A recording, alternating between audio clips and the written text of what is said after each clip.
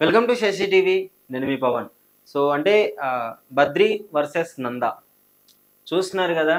So Pawan Kalyan గారికి, ప్రకాష్ రాజ్ గారికి మళ్ళీ ఏంటి గొడవ అనుకుంటున్నారా?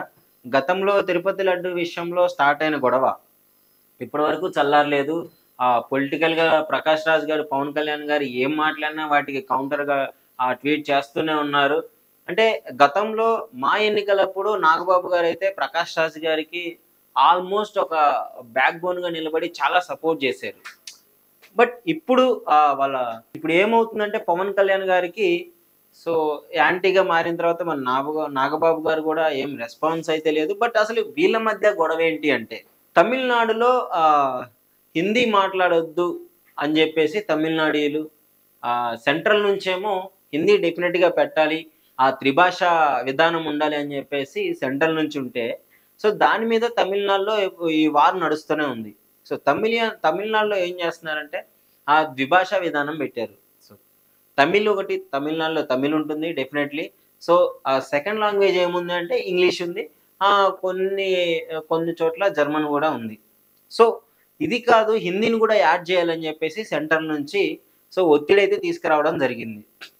సో దీని మీద స్టాలిన్ గారు ఏం జెప్పారంటే, సో మీకు డెఫినెట్‌లీగా తమిళ్ మేము ద్విభాష విధానాన్ని పాటిస్తామని జెప్పారు. సో అప్పుడు సెంట్రల్ నుంచి సర్వశిక్ష అభియాన్ కింద స్టేట్‌కి, తమిళనాడు స్టేట్‌కి సెంట్రల్ నుంచి వచ్చే 2,000 కోట్లు ఫండ్స్ అయితే మేము ఆపేస్తున్నట్టుగా సెంట్రల్ నుంచి చెప్పారు.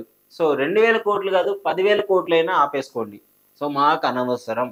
మా లాంగ్వేజ్ మాకు ముఖ్యం.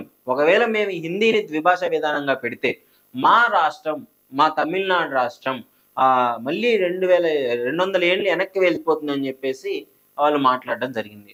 సో దీనిపైన స్పందిస్తూ పవన్ కళ్యాణ్ గారు మొన్న సభలో ఏం మాట్లాడారంటే, మీకు హిందీ అవసరం లేనప్పుడు మీరెందుకని మీ తమిళ్ సినిమాలు హిందీలో డబ్ చేస్తున్నారు? ఎందుకని అక్కడి నుంచి వచ్చే డబ్బులు మీకు కావాలి అని చెప్పేసి పవన్ కళ్యాణ్ గారు ఘాటుగా స్పందించడం జరిగింది. అసలు మీకు హిందీనే అవసరం లేనప్పుడు మీరెందుకు హిందీలో డబ్ చేస్తున్నారు? హిందీ నుంచి ఉత్తరప్రదేశ్ నుంచి కావచ్చు, బీహార్ నుంచి కావచ్చు, పాట్నా నుంచి కావచ్చు, సరే ఎక్కడి నుంచి వచ్చిన డబ్బులైనా మీకెందుకు? ఓన్లీ తమిళ్‌లోనే తీసుకోవచ్చు కదా! అనే విధంగా పవన్ కళ్యాణ్ గారు అయితే మాట్లాడడం జరిగింది. సో దీనిపైన ప్రకాష్ రాజ్ గారు రియాక్ట్ అవుతూ ట్వీట్ చేశారు. మాకు హిందీ వద్దు అనంటే దాని అర్థం మేము హిందీని ద్వేషించినట్టు కాదు. మా మాతృభాషని ప్రేమించినట్టు. సో హిందీ మాట్లాడడంలో తప్పు లేదు. కానీ హిందీనే మాట్లాడాలి అనేసి రుద్దడం తప్పు అన్నట్లుగా, పవన్ కళ్యాణ్ గారిని ఎవరికైనా చూపించండి అన్నట్లుగా ప్రకాష్ రాజ్ గారైతే ట్వీట్ చేయడం జరిగింది. సో ఇది వీళ్ళకి సోషల్ మీడియాలో ఇట్లాంటి దీనిపైన పలువురు విమర్శలైతే వ్యక్తం చేస్తున్నారు. కొంతమంది పవన్ కళ్యాణ్ గారికి సపోర్ట్ చేస్తున్నారు.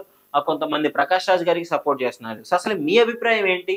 నిజంగానే హిందీ మాట్లాడాలి, అది డెఫినిట్‌గా అదొక రూల్ కింద పెట్టాలంటారా? లేదు, వాళ్ళ స్టేట్ మాతృభాషని గౌరవిస్తూనే హిందీని కూడా సెకండ్ లాంగ్వేజ్ కింద తీసుకొని మాట్లాడాలంటారా? సో దీని అభిప్రాయం మీరు డెఫినిట్‌గా కామెంట్ రూపంలో అయితే తెలియజేయండి. అంటే పవన్ కళ్యాణ్ గారికి, ప్రకాష్ రాజ్ గారికి అయితే ఇది ఇప్పటి నుంచి కాదు, ప్రతి పొలిటికల్‌గా ఇష్యూ మీద ప్రకాష్ రాజ్ గారు అయితే కౌంటర్ వేయడం జరుగుతూనే ఉంది. పవన్ కళ్యాణ్ గారు మాట్లాడకుండా వెళ్ళిపోతూనే ఉన్నారు. సో అసలు ఏమవుతుందో తెలియట్లేదు. సో మీరైతే అసలు మీ అభిప్రాయం ఏంటి అనేసి డెఫినిట్‌గా కామెంట్ రూపంలో తెలియజేయండి. Thank you.